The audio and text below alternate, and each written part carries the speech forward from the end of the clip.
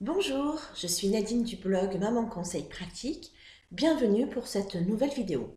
Aujourd'hui, nous allons parler de la confiance en soi, mais surtout, je pense qu'il est important de se dire qu'une bonne confiance en soi, c'est aussi une bonne préparation. Une des clés du succès est la confiance en soi.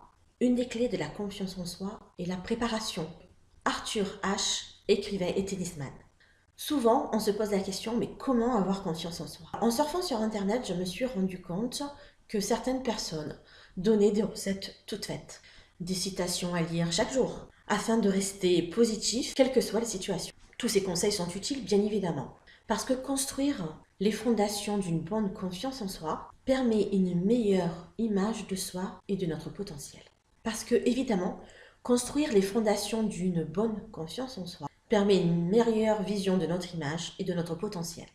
Personnellement, je pense que avoir confiance en soi, c'est aussi une question de préparation pour dédramatiser certaines situations, comme mettre en place une parentalité bienveillante et positive qui va nous permettre d'avoir une meilleure confiance en nos capacités, mais surtout qui va nous permettre de développer celle de nos enfants. Et puis il y a aussi le fait de préparer son entretien d'embauche pour arriver à répondre aux questions pièges du recruteur, gérer sa communication verbale et non verbale, ou alors préparer une intervention qui doit se faire devant un public, connaître son discours, savoir de quoi on parle aussi, et avoir fait des recherches détaillées.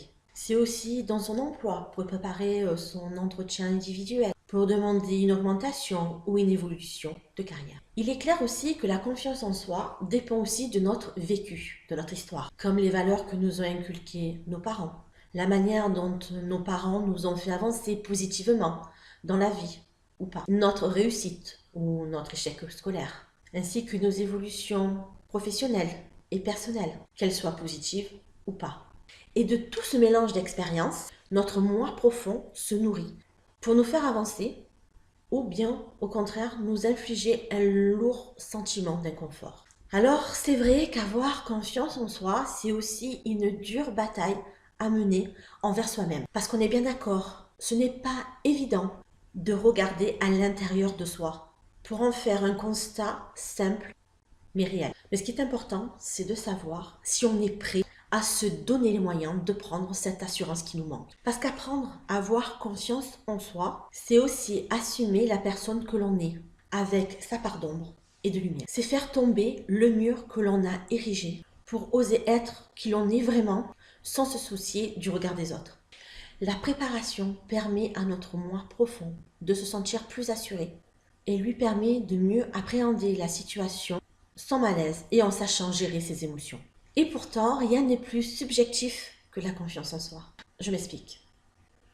Certaines personnes auront confiance en elles parce qu'elles auront une bonne situation professionnelle, un poste bien rémunéré. D'autres parce qu'elles auront un cercle d'amis très important, ou alors parce qu'elles ont réussi un challenge de haut niveau. Et de là découlera leur vision positive d'elles-mêmes. Quand notre confiance en soi est en dessous de zéro, notre motivation est à la même échelle parce qu'on ne se sent pas capable d'aller au bout des choses. Se préparer aux événements permet de se fixer des objectifs atteignables et d'y adjoindre l'énergie nécessaire. Et c'est surtout devenir bienveillant avec soi-même. On devient notre meilleur ami pour la vie. On se considère comme une personne étant capable d'atteindre ses objectifs. Et puis, on va se dire que c'est tant pis pour les rageux et pour les jaloux. Parce que la confiance en soi, ça se mérite. Voilà, c'est fini. J'espère que cette vidéo vous a plu. Si c'est le cas, je vous invite à la liker et à la partager. Et puis, je vous invite aussi à vous rendre sur mon blog mamanconseilpratique.com et aussi sur Facebook, Pinterest et Instagram. Je vous dis à bientôt pour une nouvelle vidéo.